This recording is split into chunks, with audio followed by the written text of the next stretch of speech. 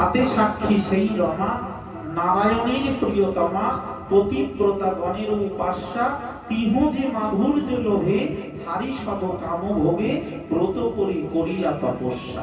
স্বয়ং লক্ষ্মী দেবী বৃন্দাবনে তপ করছেন বসে বসে বেল বনে।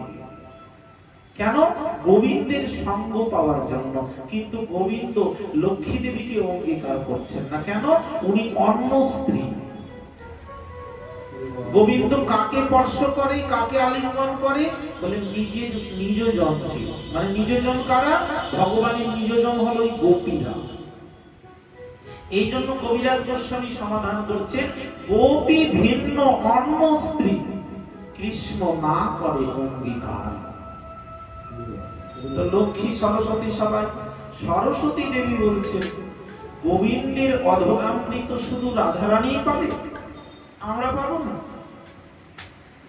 গোবিন্দ তো আমাদের অঙ্গীকার করছেন না, স্পর্শ করছেন না।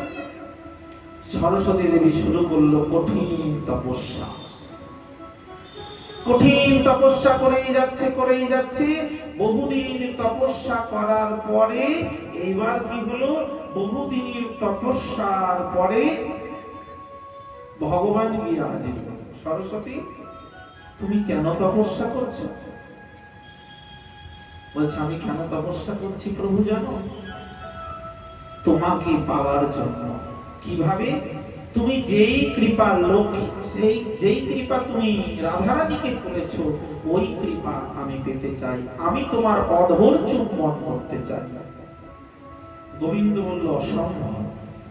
আমি রাধারানী ছাড়া অন্য কোন স্ত্রীর অধর চুম্বন করবো না। বলে, তাহলে আমি দীর্ঘ জীবন ধরে তপস্যা করে যাব। বারংবার তপস্যা করার পরে বারবার গোবিন্দ আসে, আর সরস্বতী দেবী এটাই চায়।